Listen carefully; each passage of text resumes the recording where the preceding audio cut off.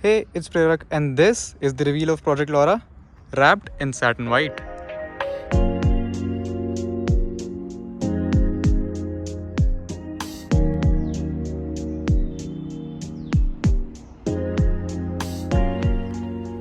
I can't believe how good this looks on camera, but in real life it does have its blemishes, but we'll just skip all over that and just take this car all in, because just look at it. Look at how clean this looks finally. It has been, I don't know, it has been I think a month since it was wrapped. I have been traveling here and there, and soon I'm traveling this week as well, so I haven't really had any time to shoot with this, unfortunately. But yeah, finally I took out the time to clean this entirely because it was filled with dirt after 10 days. When I started it up, I came back from a trip and I started it up after 10 days. It was just filled with dirt. But the best part is cleaning this car is so easy. This is not a gloss paint, this is satin, and look at how dark my hand looks because this is just reflecting so much light. Yeah, this is satin, so it doesn't really get any swirl marks. The roof, we did it in gloss black. That gets a lot of swirl marks, so we have to be very careful by cleaning that. But this, however, looks amazing. Now there are a few spots here and there that we need to fix. You can see that rocker panel, the wrap is lifting up from there. I tried to do these perfectly, but it is impossible because of this ridge. I tried to do it, but yeah, there's an air bubble. The ridge is impossible to do. So what most people do is they just cover over it and ignore the ridge, ignore this gap altogether. But the back part was done decently enough until I realized that yeah, it's lifting up from there. That's what you get with such weird shaped panels. We can wrap it again and ignore this ridge as well, but I wanted to have that accent because it is present on the panel, so I wanted it there, but it's fine. And even the spoiler was wrapped. I wrapped this alone, and it is pretty difficult to wrap this thing. It has so many curves here and there that the wrap just doesn't conform to. Wrap won't go this side as well and then go underneath, so I had to do it in so many different pieces. But yeah, it's looking good as well. I ordered that from Esper Motors. Even the logos that you saw were from Esper Motors, so they will be linked in the description down below. Do check them out. They gave me an amazing deal on it. And I got the plate because finally my car is registered as 4771, just like my Polo. So I got these plates as well, Project 4771, because this is a project car, the Project Laura. And I've named my Instagram page for this car Project 4771. So yeah, if you want daily updates on the car, do follow me on Instagram as well. As you all know, we wrapped this car ourselves. The wrap was sourced by car surgeons. Everything was done at car surgeons. The car was dismantled. The wrap was applied. Everything was done at car surgeons. Their shop is in the description as well. So you know, we all did it ourselves with no prior experience. Wrapping can be tricky, but the question arises, should you wrap a car yourself? The answer is yeah, sure, go for it, but don't take up such a huge car to begin with. The first thing to look for is, are the doors, like does the frame of the door go all the way above the windows? If yes, you know you have to do it in one piece, and that is difficult. Most of the cars just cut off their paint panel from the window below, and it doesn't go all the way up. Like Superb doesn't have it. Superb doesn't have this part. It just has a chrome at this top and just rubber beading on this side, and you can call it, and I can't call it frameless. It's not exactly frameless, but the metal part doesn't go above the window, so the door is pretty much in half. So this part was tricky because we wanted to cover the entire side and we didn't want to waste too much wrap. So from this point on, your quarter panel starts, and all of this needs to be done in one piece. All of this, all of that, right, all of that needs to be done in one piece. So if it were not this car, we could have taken a separate piece for the quarter panel and separate pieces for the doors because they would be very small. But these doors are massive, so we couldn't do it in separate pieces. We just took an entire piece of this length, this much length, and covered the doors in between it, which was tricky. So this is a huge car in terms of surface area, not in terms of the size, because there are cars bigger than this. And you must have heard this term in PPF. While you PPF a car, they ask for the measurements of a car and they calculate the surface area, and the cost depends upon that. So that is why this car is tricky. This car is huge in terms of surface area, so don't start up with a car this big. Start up with a smaller car.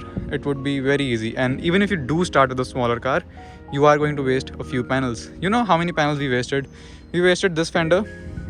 This was the first panel we did. It did not turn out good, but we learned a lot, and we did the second fender. Now this fender, it's not our fault that the wrap had some imperfections in it, which is fine. We have extra wrap for this fender again, so I won't call this a waste, because the wrap in itself had some imperfections which we thought will just go away. These can be cleaned, or with heat these can be fixed, but they can't be. I tried everything. These can't be cleaned. We wasted another panel, which is the boot lid. We thought that we could do the entire boot lid in one piece, but because of the converging nature of it, we couldn't do it. So this has to be done in 2 or 3 separate pieces. So such things you are going to learn when you waste a couple of meters of wrap and waste it on a few panels. So you learn a lot. So it's easier when you are doing smaller cars, smaller pieces first. You learn a lot about the wrap, and most importantly, yes, this is the most important thing, get good quality wrap. This is every Denizen. It was very easy to work with because it was a good quality wrap. If you get low quality wraps, you won't be able to get all the air bubbles out. This has a hexagonal pattern on the bottom of it, which helps make small channels in the middle. With those channels, if you just squeegee the wrap, the air is going to go out from under the wrap through those channels, and it won't get stuck. You won't get wrinkles. So this wrap was very easy to work with.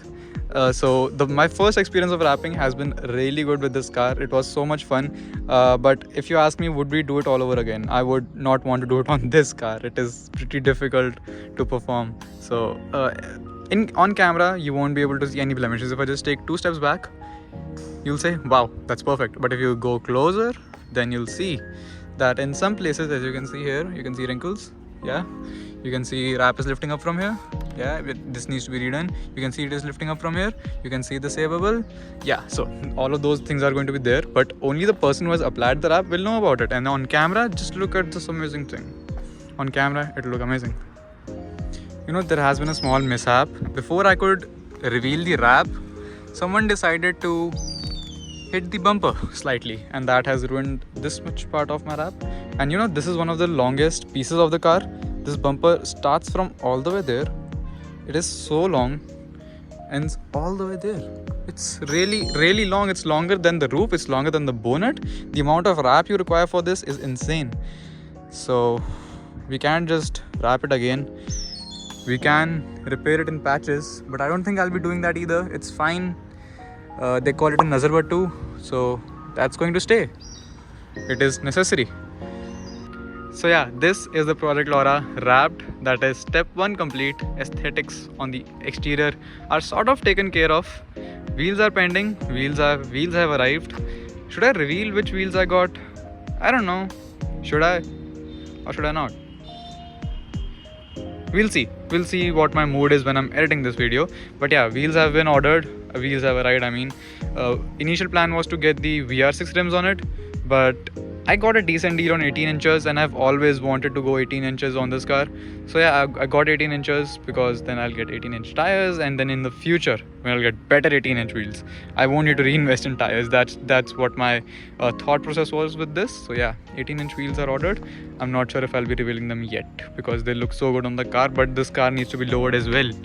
As you can see, that cap is insane. This is going to fail the shoe test twice. And I would have loved to reveal the car on 18-inch rims when it was lowered. It looks so mean, it looks so sinister, but the thing is, I haven't won the lottery yet, and these things cost a lot of money for some reason. So slowly but surely we'll get it there. But so far so good, right? I mean, I'm loving the car in this state. I didn't think it would come out this clean, but yeah, the hard work has paid off. Thank you so much to car surgeons, by the way. They helped me immensely through this, and all of my friends, I'll leave their Instagrams down below. Do give them a follow. They all have cool cars as well. So many people helped me with this. It's not me who got myself here. It's everyone's energy that got us here. So yeah, I'll let you guys bake your eyes on this a little more, and I'll see you in the next one.